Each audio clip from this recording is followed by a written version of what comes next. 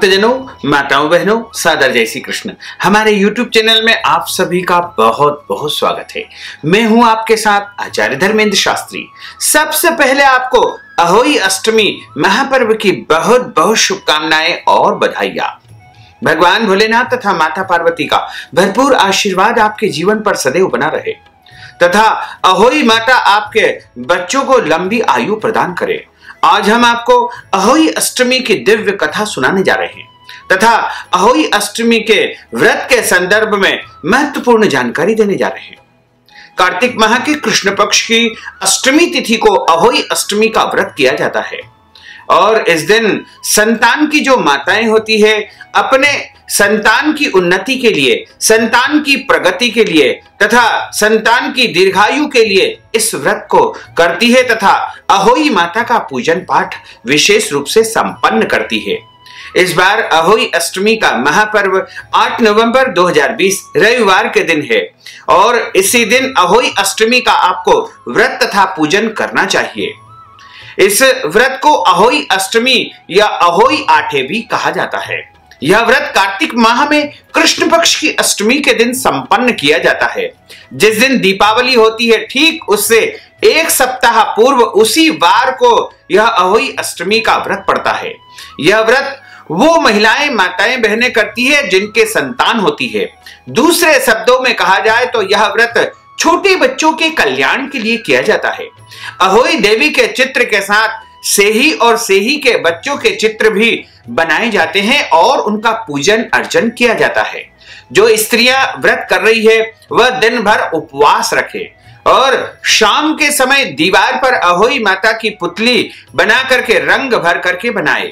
उसी पुतली के पास सेही और सेही के बच्चों के चित्र भी निर्मित करें। आजकल बाजार में अहोई माता के बने बनाए चित्र उपलब्ध हो जाते हैं और यदि आप बाजार नहीं जा सकते हैं तो इंटरनेट के माध्यम से भी आप अहोई माता के चित्र डाउनलोड करके उनका प्रिंट आउट निकाल करके दीवार पर चिपका करके उनका भी आप पूजन कर सकते हैं तथा संध्या काल में सायंकाल के समय सूर्यास्त के पश्चात जब तारे निकल जाए उस समय अहोई माता का पूजन प्रारंभ करें।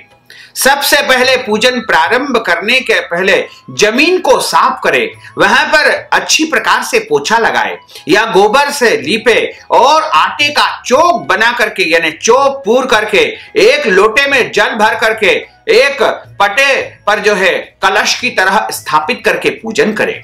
अहोई माता का पूजन करे और जब पूजन पाठ संपन्न हो जाए तब अहोई माता की कथा का श्रवण करना चाहिए। पूजा के लिए माताएं एक चांदी की अहोई निर्मित करवाए जिसे स्याहू भी कहते हैं और उसमें चांदी के 2 मोती डलवा दे। जिस प्रकार गले में पहनने के हार में पेंडल लगा होता है उसी भांति चांदी की अहोई डलवा ले और डोरे में चांदी के दाने डलवा ले। फिर अहोई की रोली चावल, दूध व भात से पूजन करे यानी चावल से पूजन करे। जल से भरे लोटे पर स्वस्तिक का निशान बना देवे तथा शुद्ध घी का हलवा तैयार करके एक कटोरी में हलवा तथा रुपये का बायना निकाल करके रख लेवे और 7 दाने गेहूं के लेकर के कहानी या कथा श्रवण करना चाहिए। कहानी सुनने के बाद अहोई की माला को गले में धारण करना चाहिए। जो बायना निकाल करके रखा था उसे सासू जी को पांव लगा करके यानी प्रणाम करके उनका आशीर्वाद लेकर के उन्हें आपको ससम्मान प्रदान करना चाहिए। इसके बाद चंद्रमा जब निकल गया यानी चंद्रमा का जब उदय हो जाएगा, चंद्रोदय का जो समय है 8 तारीख को वो कुछ पंचांगों में 11:52 चंद्रोदय का समय बताया है।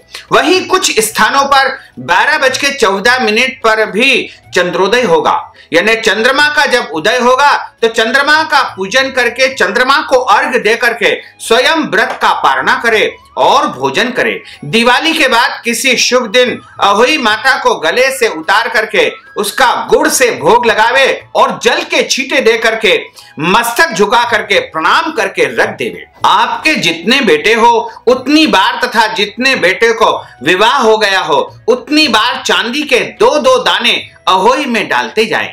ऐसा करने से अहोई देवी प्रसन्न होकर के आपकी संतान को, आपके बच्चों को दीर्घायु का आशीर्वाद प्रदान करेगी तथा नित मंगल और शुभ और मांगलिक कार्यक्रम आपके घर परिवार में संपन्न होते रहेंगे और अहोई माता की निरंतर कृपा दृष्टि आपके परिवार पर सदैव बनी रहेगी।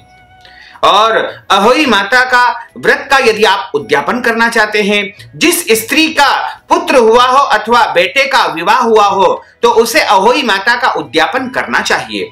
एक थाली में 7 जगह 4-4 पूड़ियां रख करके उन पर थोड़ा थोड़ा हलवा यानी सीरा यानी आटे का जो हलवा आपने तैयार किया है उसको रखना चाहिए। इसके साथ ही एक साड़ी, ब्लाउज, पेटीकोट और अपने सामर्थ्य के अनुसार सौभाग्य की वस्तुएं और कुछ रुपए दान दक्षिणा के रूप में उसके ऊपर रख करके थाली के चारों ओर जल फेर करके श्रद्धा पूर्वक सासू जी को प्रणाम करके उनका आशीर्वाद लेकर के वह सभी सामग्री अपनी सासू जी को प्रदान कर देना चाहिए।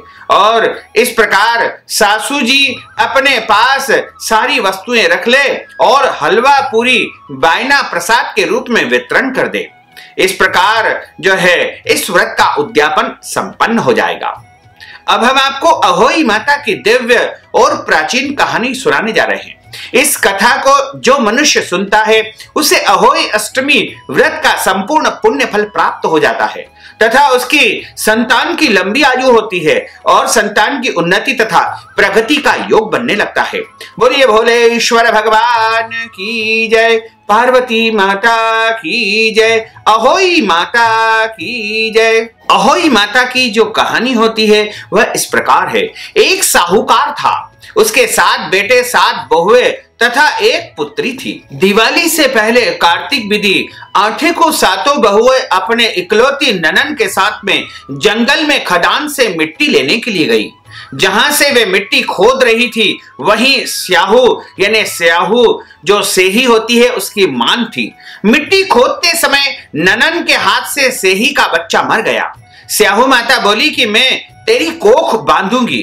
तब ननन अपनी 7 भाभियों से बोली कि तुम मेरे बदले अपनी कोख बंधवा लो। 6 भाभियों ने अपनी कोख बंधाने से मना कर दिया, परंतु छोटी भाभी विचार करने लगी कि यदि मैं कोख नहीं बनाऊंगी तो सासू जी नाराज हो जाएगी।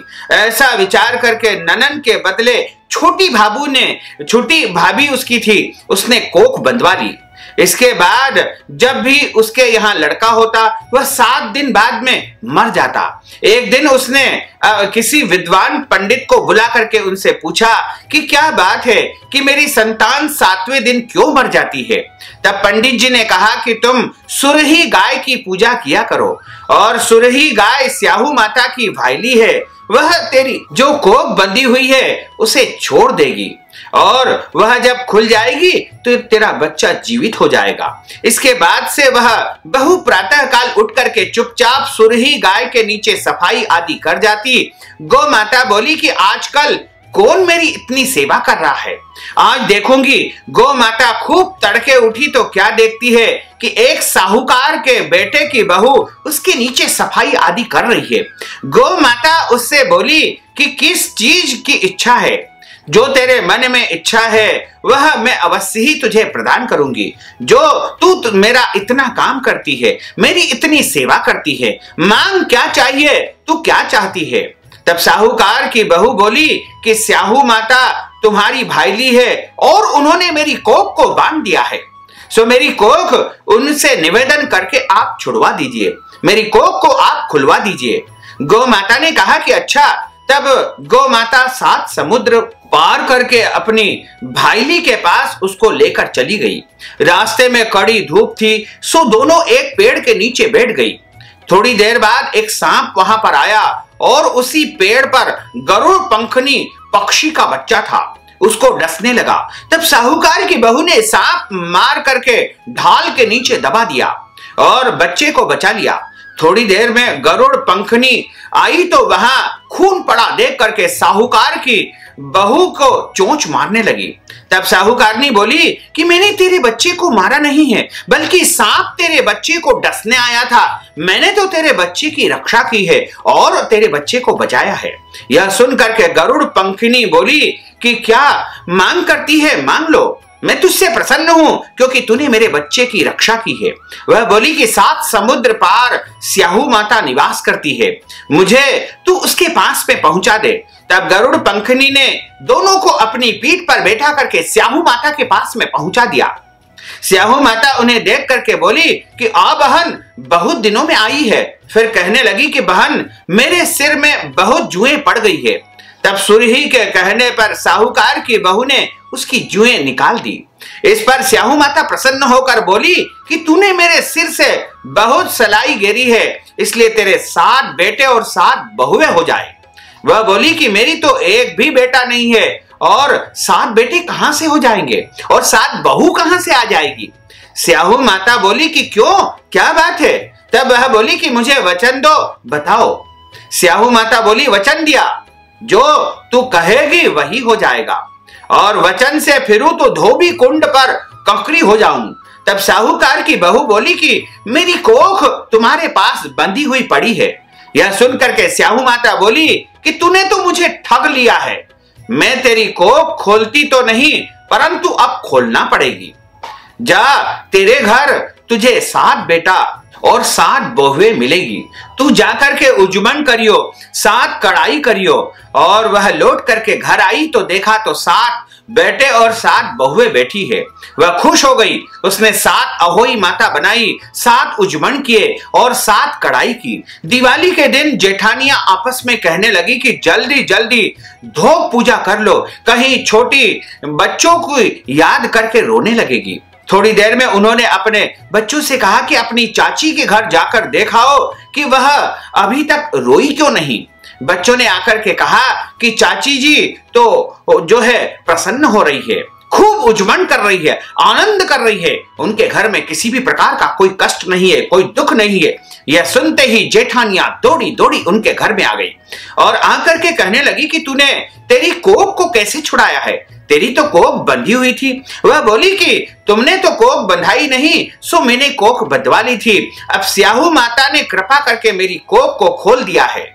हे स्याहू माता, जिस प्रकार आपने अहोई अष्टमी का व्रत करने से और अहोई अष्टमी का उद्यापन करने से साहूकारनी की छोटी बहू की कोख खोली, उसी प्रकार हमारी भी कोख खोल देना और सबकी कोख खोल देना, और कहने वाले तथा हुंकारा भरने वाले की सब प्रकार से रक्षा करना, और सभी को संतान प्रदान करना, और सभी के बच्चे लंबी आयु वाले हो। इस प्रकार अहोई माता की अहोई अष्टमी की यह पहली कथा यहाँ पर समाप्त होती है।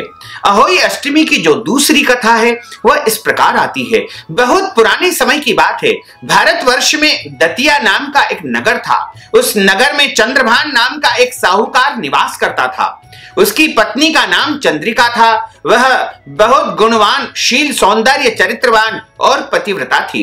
उसके कई पुत्र और पुत्रियां हुई, परंतु वे सब छोटी अवस्था में ही यमलोक को चले गए, यानी उनकी मृत्यु हो गई। वे पति पत्नी मन ही मन विचार करते थे कि हमारे मरने के बाद इस वैभव का अधिकारी कौन होगा, क्योंकि हमारा तो एक भी पुत्र जीवित नहीं बच रहा है। सब के सब जन्म लेते ही मृत्यु को प्राप्त कर जाते हैं। इस प्रकार एक दिन दोनों पति पत्नी ने निश्चय कर लिया कि सारा धन आदि सब कुछ त्याग करके हम जंगल में निवास करेंगे। तब दोनों दूसरे दिन सब घर बार भगवान के ऊपर छोड़ करके जंगल में निवास करने के लिए निकल गए। जब चलते चलते बहुत थक गए तो रुक रुक करके आगे बढ़ते गए। इस प्रकार चलते चलते वे बद्रिकाश्रम के समीप एक शीतल कुंड पर जा पहुंचे। वहां पहुंचकर वे दोनों अन्न जल छोड़ करके मृत्यु के लिए जो है बैठ गए।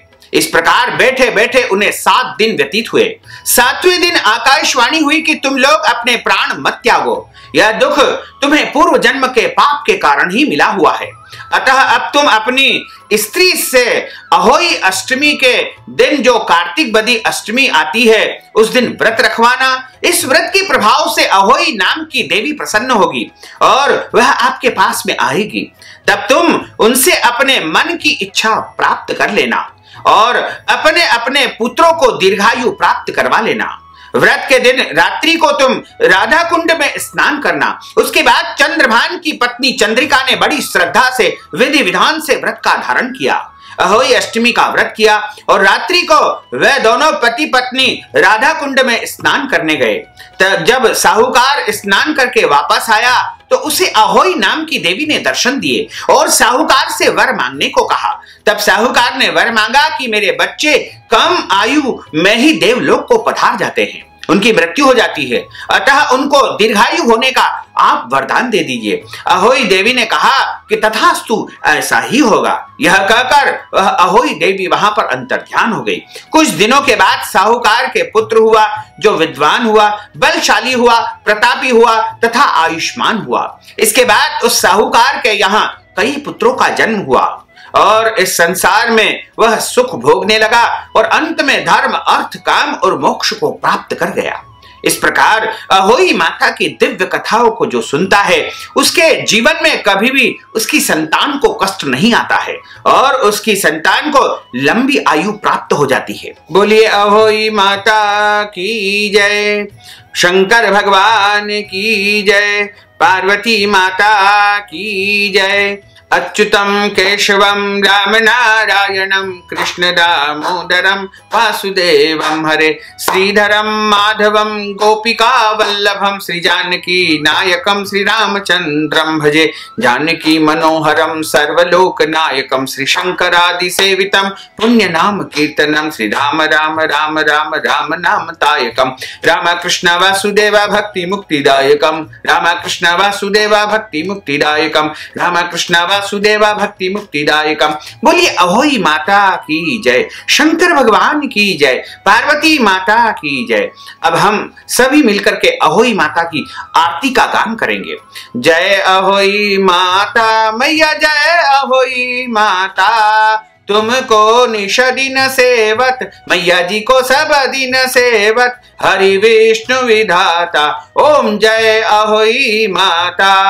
ब्रह्माणी रुद्राणी कमला तू ही जगमाता, मैया तू ही जगमाता, सूर्य चंद्रमा ध्यावत, सूर्य चंद्रमा ध्यावत, नारद ऋषि गाता, ओम जय अहोई माता। माता रूप निरंजन सुख संपत्ति दाता, मैया सुख संपत्ति दाता, जो कोई तुमको ध्यावत, जो कोई तुमको ध्यावत, रिद्धि सिद्धि धन पाता, ओम जय अहोई माता।